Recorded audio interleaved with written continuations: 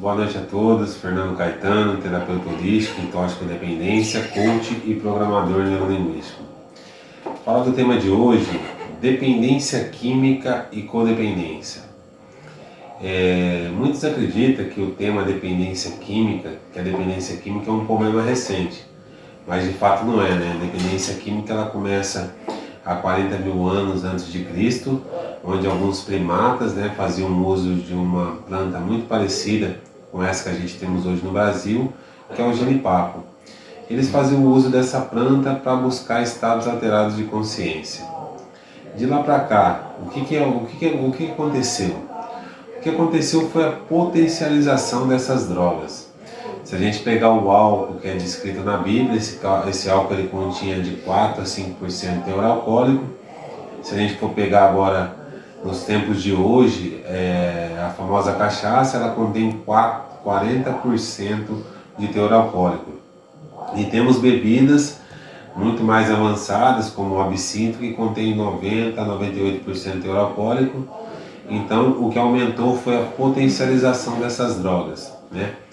A gente temos aí agora também a maconha, que essa maconha já teve estudos lá atrás, na década de 1970, na Nova Zelândia, onde foram mais de 1.070 pessoas acompanhadas, né, durante um período dos 3 aos 35 anos, onde comprovou que uma pessoa que fuma maconha uma vez por semana, ela tem 310% de chance de se tornar uma pessoa esquizofrênica e desenvolver psicose e desencadear um quadro, né, também de perder 8,1 no QI.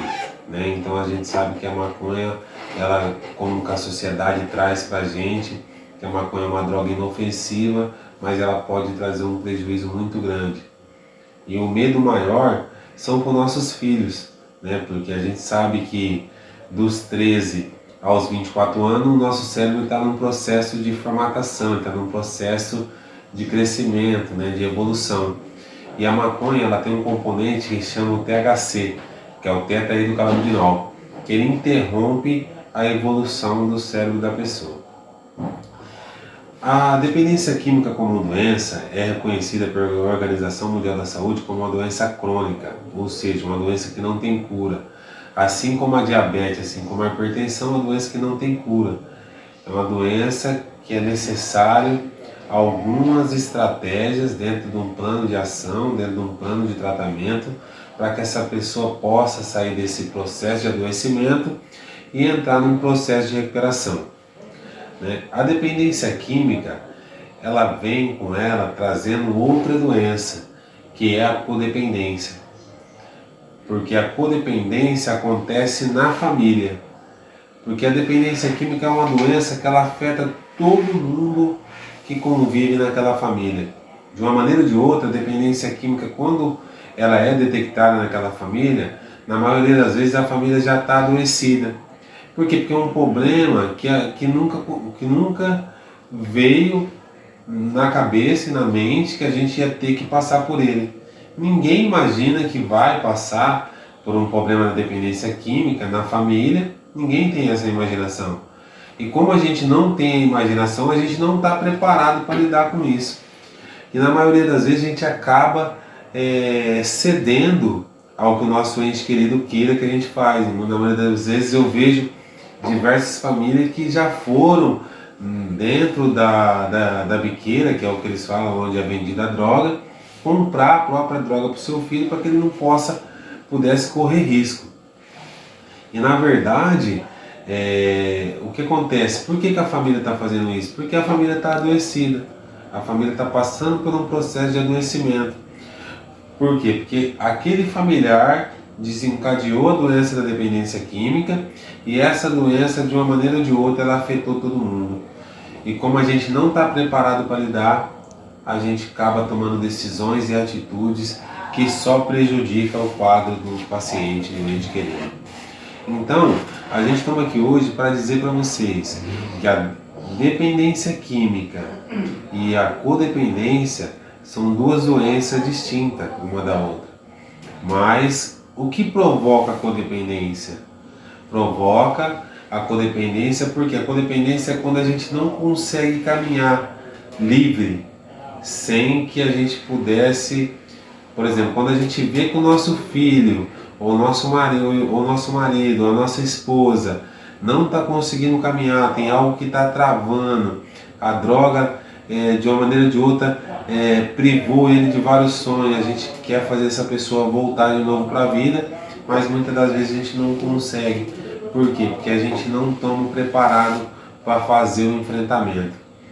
E o que eu vejo acontecer diversas vezes, quando interna, é como que a gente tivesse tirando umas férias de tudo aquilo que estava acontecendo. Por quê? Porque eu também entendo, porque essa família já estava angustiada, está com um sentimento de culpa, achando que tudo que está acontecendo é culpa dela. Então, assim, quando interna, é meio que fosse um alívio, é meio que a gente estivesse tirando umas férias. E é errado isso, porque assim, esse momento da internação é um momento para a família olhar para si, olhar para a dinâmica com que vive e se relaciona e começar a fazer algumas perguntas para si própria. O que eu vou oferecer de referencial para o meu filho quando eu sair? O que eu vou oferecer de melhor para ele quando ele sair? Porque assim, eu acredito que quando uma família tem uma doença crônica na família, vamos imaginar um câncer, que é uma doença difícil de lidar, né? A gente vai procurar os melhores médicos, os melhores profissionais, vamos procurar o que é de melhor para ele. E na dependência química não é diferente. Na dependência química é preciso buscar o que é de melhor. Porque enquanto ele está internado, ele vai estar cercado de bons profissionais que vão estar o tempo todo direcionando ele e fazendo com que ele mude a dinâmica com que ele vive e se relaciona. E depois que ele sai da instituição, ele tem que pegar um ambiente preparado, um ambiente pronto para recebê-lo, né? E através disso a gente precisa buscar ajuda de profissionais que vão fazer com que a gente possa fazer o enfrentamento desde o início, desde o primeiro dia que ele entrou dentro de uma comunidade terapêutica ou de uma clínica de recuperação.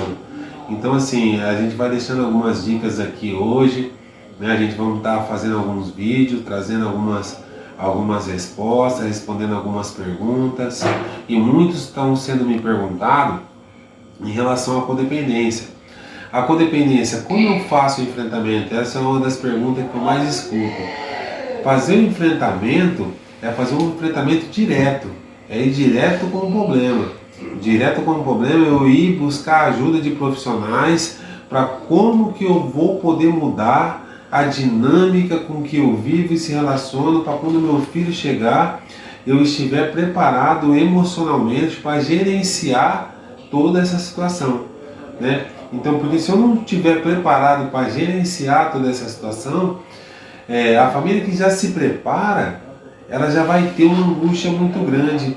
Agora você imagine aquela família que não se preparou.